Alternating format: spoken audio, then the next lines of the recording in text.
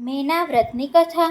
કૈલાસ પર્વતો પર પાર્વતી દેવી બેઠા બેઠા કંઈક વિચારમગ્ન છે. ત્યાં બ્રહ્મર્ષિ વશિષ્ઠના પત્ની અરુંધતી આવ્યા. તેમને જોઈ પાર્વતીજીએ કુશળતાના સમાચાર પૂછી આવવાનું કારણ પૂછ્યું. ત્યારે અરુંધતી બોલ્યા, હે માતાજી, આપની પાસેથી 12 માસના તમામ પવિત્ર મહિના મેં જાણ્યા છે, તેની વ્રતવિધિ પણ જાણી છે, પરંતુ હજી સુધી આપે પુરુષોત્તમ માસ માટે કંઈ પણ કહ્યું નથી. તો કૃપા કરીને તમે જણાવો કે મારે પવિત્ર ગણાતા પુરુષોત્તમ માસમાં શું કરવું?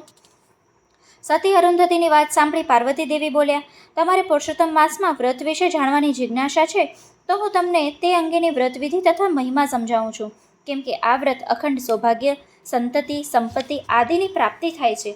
ત્યારે અરુંધતી કહે, હે માતા, પહેલાં મને આ વ્રતનો મહિમા સમજાવો. પાર્વતીજી બોલ્યા, એક દિવસની વાત છે. હું ને શિવજી સોગઠાબાજી રમી રહ્યા હતા. તે સમયે મારા માતાજી મેનાવતી પધાર્યા. મેં સોગઠાબાજી પડતી મૂકી હું મારી માતાજી સાથે સુખ દુઃખની વાતો કરવા લાગી.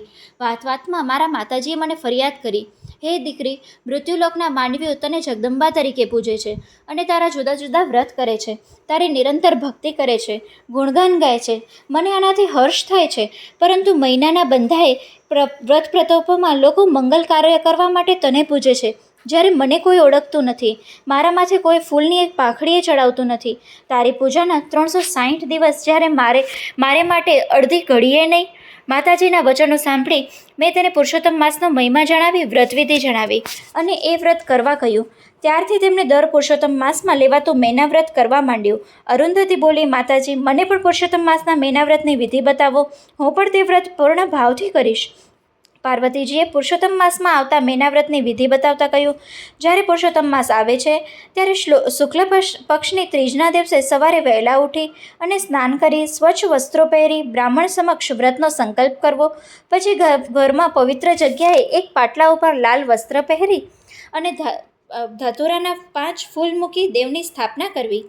આ વ્રતમાં મારી માતા મેનાવતીનો મહિમા છે, એટલે હાથી ઉપર તે પતિ અને પુત્ર સાથે બેઠા હોય છે એવી સોનાની કે ચાંદીની મૂર્તિ બનાવી. પછી 5 સૌભાગ્યવતી સ્ત્રીઓ સાથે બ્રાહ્મણના હાથે પ્રતિષ્ઠા કરાવી. ગાયના ઘીનો અખંડ દીવો પ્રગટાવો અને રોજ પ્રાતઃકાળે સ્નાન કરી પુષ્પ તથા સુગંધિત દ્રવ્યો વડે મૂર્તિની પૂજા કરવી. નૈવેદ્ય પધરાવવું, આરતી ઉતરાવી. આ વ્રતમાં શક્ય હોય તો ધારણા પારણા કરવા, નહીતર એકટાણું કરવું. આ પ્રમાણે વિધિવત આખો પુરુષોત્તમ માસ કરવો. મહિનો પૂરો થતાં વ્રતનું ઉજવણું કરવું. છેલ્લે મૂર્તિનું પૂજન કરી બ્રાહ્મણને સજોડે જમાડી દક્ષિણાદાન આપી રાજી કરી વિદાય કરવા. આ દિવસે યથાશક્તિ દાન કરવું. હવે આ વ્રત કરવાથી શું લાભ થાય છે તે જણાવો.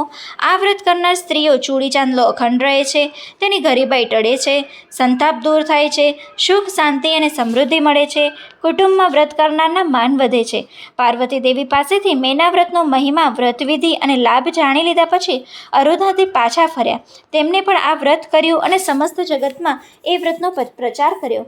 મેના વ્રતની કામના મનની પૂર્ણ થાય, દુઃખ મટે, સુખ મળે ને શાંતિ થાય. બોલો પુરુષોત્તમ ભગવાનની જય.